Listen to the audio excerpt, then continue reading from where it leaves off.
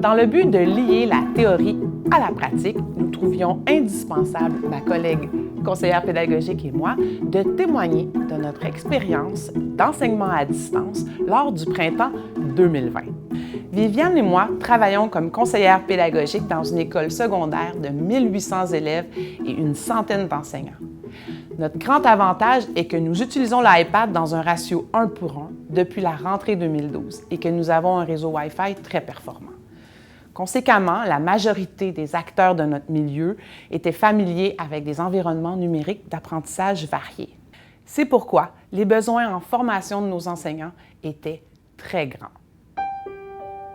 L'expérience passée nous a appris qu'il ne servait à rien de présenter ou de fournir une boîte à outils numérique sans avoir le temps d'en présenter la plus-value pédagogique. Après 2 semaines de formation à distance en mars dernier, comme CP, nous voulions tout de suite proposer un atelier de formation sur une application que nous jugions vraiment géniale, ClassKick pour ne pas la nommer, puisqu'elle permet aux enseignants de voir les écrans de tous les élèves en temps réel et de fournir de la rétroaction en mode synchrone. Il était donc tellement important que nous présentions cette application.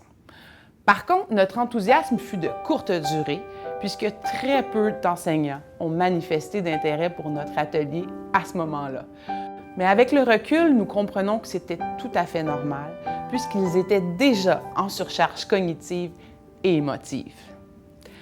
Par contre, arrivé en mai, ces mêmes enseignants se voyaient dans l'obligation d'évaluer à distance et ont donc manifesté le besoin d'utiliser un outil performant en mode synchrone afin d'éviter le plagiat le plus possible. Nous avons donc planifié à nouveau un atelier de 40 minutes sur Teams que nous avons cette fois-ci publicisé lors d'une assemblée générale virtuelle en prenant le temps d'en expliquer les avantages pédagogiques. Résultat inattendu, 32 inscriptions en moins de 5 minutes. Nous étions comblés. La formule que nous avons adoptée s'est d'ailleurs révélée fort appréciée. Une conseillère pédagogique était maître de cérémonie pendant l'atelier, mais la démonstration, elle, était faite par un nouvel enseignant de l'école qui l'avait déjà expérimenté pendant plusieurs mois avec ses élèves. Nous avions aussi demandé à 4 enseignants experts d'être présents pendant l'atelier pour souligner les aspects importants relatifs aux différentes fonctionnalités de l'application et de faire aussi des mises en garde relativement à la gestion de classe. Nous avions donc pendant 40 minutes 30 apprenants main sur les touches, un fil de conversation pour les questions auxquelles nous pouvions répondre en direct. Bref, une expérience appréciée de tous que nous voulons reprendre.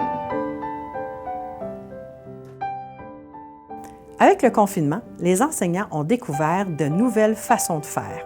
Certains enseignants étaient même étonnés de voir à quel point les technologies pouvaient faciliter leur travail, même les plus récalcitrants. Plusieurs enseignants ont été très créatifs lors de la présentation de leurs cours. Donc, certains ont utilisé leur cuisine comme classe, d'autres ont utilisé des boîtes de carton dépliées comme tableau. Bref, l'important était de transmettre les notions et l'information aux élèves de la méthode la plus authentique possible. Nous sommes restés flexibles pendant les 3 mois qu'a duré la formation à distance. Nous avons modifié nos façons de faire en cours de route et nous nous sommes adaptés aux besoins en rappelant constamment à tous et à toutes qu'ils devaient se faire confiance et surtout qu'ils avaient le droit à l'erreur. Nous voulions que les enseignants, malgré cette période déstabilisante, se sentent compétents et efficaces. La transition mode asynchrone au mode synchrone s'est révélée la plus ardue. Ce ne fut pas une mince affaire, mais il fallait la faire pour établir davantage de liens avec les élèves en temps réel et donner des cours stimulants pour maintenir leur engagement. Nous avons commencé peut-être un peu trop tard, mais bref, nous l'avons fait. Comment? Au-delà du contrôle, de la prise d'absence et de la surveillance, le principal but d'un enseignant qui donne un cours en mode synchrone devrait être de créer un événement immanquable, une session incontournable pour la suite des choses, un événement sans lequel l'apprenant peut poursuivre ses apprentissages.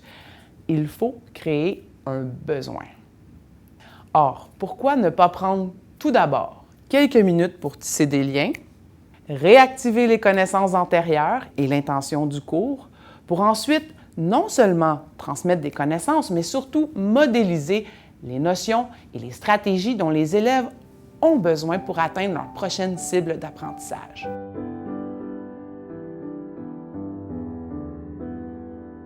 À ce sujet, vous aurez d'ailleurs l'opportunité de visionner une capsule sur les critères de qualité d'un cours en mode synchrone pour maintenir l'engagement comportemental, affectif et cognitif des apprenants.